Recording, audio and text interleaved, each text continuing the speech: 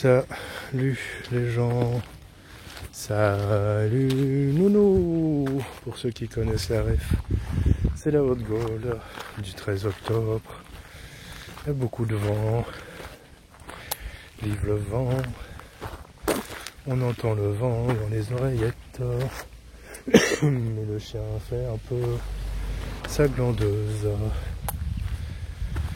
Comme je le disais dans mon énergie scope du jour, qui entre temps aura été posté sur YouTube,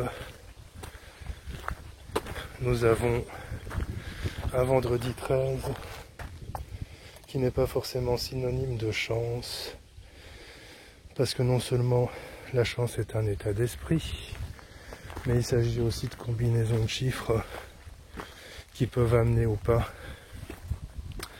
à l'énergie de la chance, parce que quand on calcule aujourd'hui, nous sommes un jour 3, et le jour 3 n'est pas forcément relatif à la chance. Cependant, la chance ne se situe pas que au niveau matériel. Comme je le disais hier à quelqu'un qui m'a gentiment proposé, parce qu'elle suit mes vidéos depuis longtemps, de me faire un design humain que je connais pas du tout. D'abord, j'ai failli pas lire son mail parce qu'il était titré design humain et il n'y avait pas de nom. Tu vois comment il y a un nom genre je sais pas moi, Gérard Dupont, je lis le mail. Quand il n'y a pas de nom et que c'est juste design humain, ben je lis pas en général.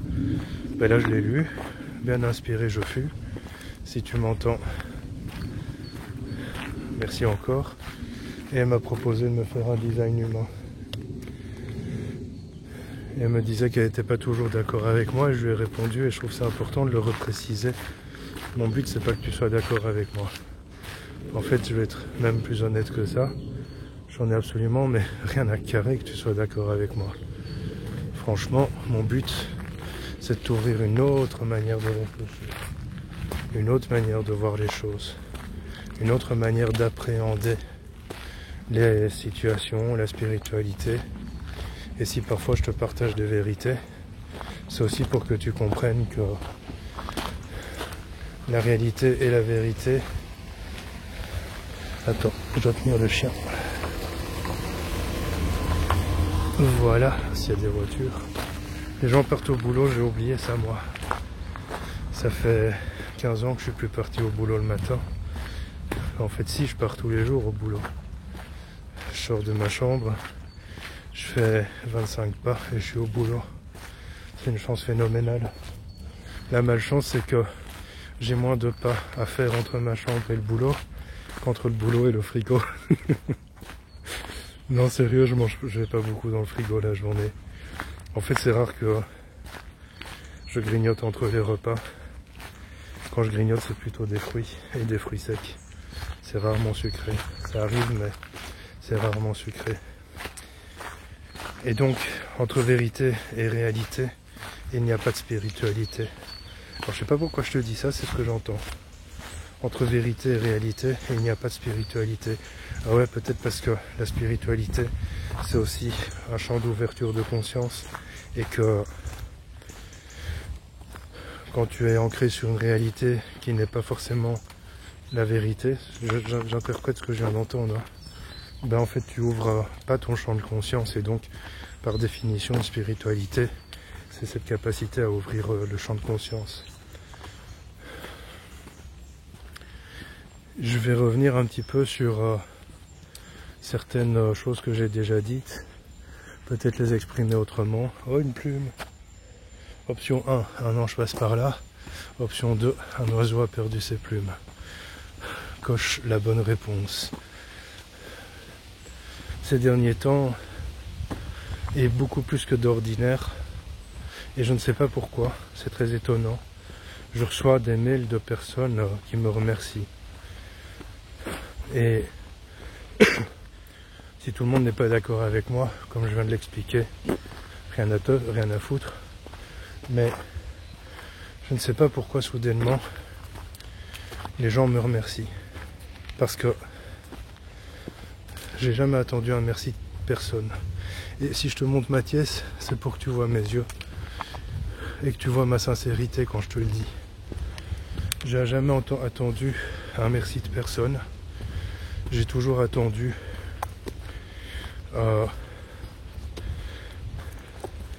une ouverture de conscience, on va dire. Et donc ces derniers temps, ce t-shirt je l'aime bien, mais il m'emmerde parce que le col tourne. Je reçois énormément de mails de gens qui me disent vas-y, continue ce que tu fais. Alors qu'est-ce que je fais en gros? Je fais des vidéos, parfois en me baladant dans les bois, parfois depuis chez moi, parfois depuis ma voiture, quand j'entends des trucs aux merdias. Je vois à quel point les merdias sont occupés à bouffer la tête des gens. J'avais mis une publication que je vais pas te répéter ici. Et la fille de mon parrain est intervenue. Je lui ai d'abord répondu et puis j'ai supprimé la publication. Non pas parce que je veux éviter des disputes, j'en ai rien à foutre aussi. J'ai grandi dans la dispute, donc je connais. C'est un petit peu mon ancienne dynamique de vie. J'ai dû la comprendre et la changer. J'ai grandi dans une famille très conflictuelle. Je parle pas de mes parents, bien qu'avec mes sœurs c'était conflictuel. Je parle de tout ce qu'il y a autour. Oncles, tantes, cousins, grands-parents, etc. Non, non, c'est chez des humains là. Tu viens? Tu restes ici. Et en fait ici il y a un faux rond-point. Et chaque fois que j'arrive je fais le tour. Et je sais pas si je t'ai déjà dit, mais je trouve ça comique comme on est toujours, on va dire, formaté. Parce que ça fait un petit peu une sorte de rond-point, ben tu tournes autour. Non, je l'ai supprimée parce que elle n'aurait pas compris mes arguments, parce qu'elle était justement, je crois que formatée c'est le bon mot, formatée à croire ce qu'elle avait envie de croire. Et ce qu'elle croit, je le sais, je la connais depuis que je suis bébé, est inévitablement influencée par les versions officielles des situations dans le monde. Alors, intelligence, sagesse ou fuite, je ne sais pas. J'ai supprimé la publication. C'était mieux. Moi, je prends parti pour personne, ni pour Poutine, ni pour l'autre là. Je ne sais même plus comment il s'appelle. Ni pour un camp, ni pour un autre. Je prends parti pour l'esprit. C'est-à-dire que Zaza a fait une vidéo hier soir où elle parle de l'humain. Je parle plus de l'humain parce que l'humain, pour moi, c'est le conditionnement justement. Je parle de l'esprit. Je prends parti pour l'esprit. Il y a des hommes et des femmes qui se font massacrer partout sur cette terre. Si je devais choisir un camp, je choisirais le camp de l'esprit. Parce que, là encore, je te montre ma pièce pour que tu vois mon regard sincère. Je fais pas de différence entre les gens. Il y a des cons partout, il y a des gens géniaux partout. Et ça, dans toutes les races, dans toutes les cultures, dans toutes les religions. Et pour moi, l'esprit, ça va au-delà de la culture, de la race et de la religion. Pour moi, l'esprit, c'est l'universalité. Et c'est pour ça que je prends parti pour l'esprit. Parce que l'esprit, c'est des choses au-delà du cerveau. C'est pas encore la conscience, mais l'esprit, c'est des choses au-delà du cerveau. Pour moi, et ça peut te paraître bisounours, mais c'est une vérité que je porte en moi depuis longtemps, vraiment longtemps, depuis toujours presque. C'est qu'on est tous un maillon d'une chaîne. Je vais pas te dire on est tous frères, parce que ça fait vraiment bisounours. Non, on est tous un maillon d'une chaîne. Et cette chaîne, pourvu qu'un maillon se détache, s'ouvre, eh bien cette chaîne rompt. Et cette chaîne est rompue. Et le problème, c'est que les maillons qui ont fait rompre cette chaîne, c'est des gens pour qui... Oh, il y a beaucoup de vent. sais pas si tu vas bien m'entendre parce que le vent s'engouffre dans l'oreillette. Les maillons qui ont fait rompre cette chaîne sont des gens pour qui on a voté, tous. Voilà. Et même si, je ne vais pas rentrer dans le débat, les votes sont truqués, machin, machin. Mais ce sont des gens pour qui on a voté. Et beaucoup de gens pensent que certains pays sont démocratiques. Pour moi, la démocratie a disparu avec la fin de la Grèce antique. Pourvu qu'elle ait existé en Grèce.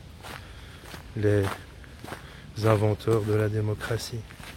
Pour ça que hier quelqu'un parlait du conflit actuel sur Twitter et tout le monde réagissait un petit peu oui mais il y a 10 ans, oui mais il y a 15 ans, oui mais ceci. Et quelqu'un de super intelligent lui a répondu. Et c'est marrant parce que j'avais répondu la même chose à quelqu'un quelques jours avant sur un commentaire dans une de mes vidéos.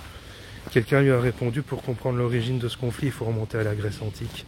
Et j'ai trouvé ça génial parce que j'avais répondu ça à quelqu'un il y a quelques jours avant. Oui, il faut remonter à la Grèce antique et à la fin de la démocratie. Et beaucoup de gens, parce que je suis pas historien, je suis pas... c'est pas mon domaine d'expertise. Loin de là. Mais il y a des choses que je sais, il y a des choses que j'entends, il y a des choses que je vois. Beaucoup de gens pensent que la démocratie est née à cette époque. Elle est morte en fait à cette époque. Parce que c'est quoi la démocratie? C'est le pouvoir au peuple. Mais aussitôt que tu mets des gens au pouvoir, le pouvoir du peuple il est mort. Voilà. C'est aussi clair que ça. C'est à partir du moment où on a inventé le vote que la démocratie est morte, alors que eux ont appelé ça démocratie. Parce qu'avant, les peuples, ils s'organisaient bien. Alors il y avait des conflits, il y avait des guerres. Bien sûr, il y en a toujours et il y en aura toujours, il y en a toujours eu. Mais les peuples s'organisaient plutôt bien. Dans l'énergie actuelle, de toute façon, il faut passer par là, c'est inévitable. Et que ça nous fasse peur ou pas, il faut passer par là. Et de toute façon, c'est beau de dire oui, prions pour.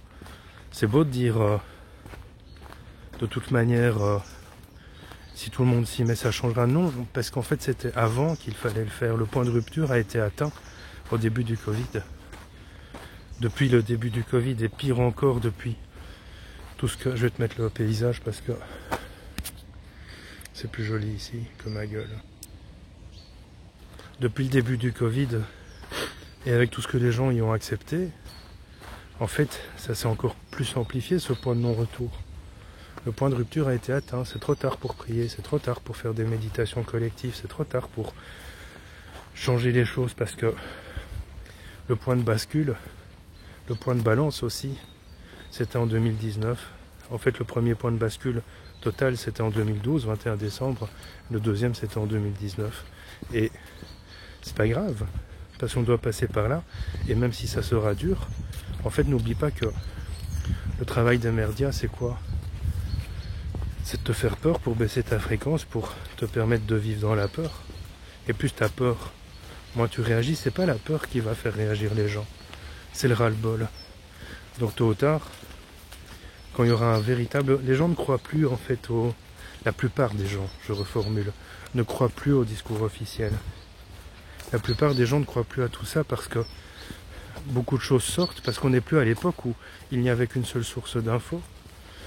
Parce qu'on n'est plus à l'époque où les gens étaient obligés de croire ce qu'ils disaient sur la 1, la 2 ou la 3, parce que non seulement il n'y avait que 3 chaînes, mais parce qu'il n'y avait pas Internet.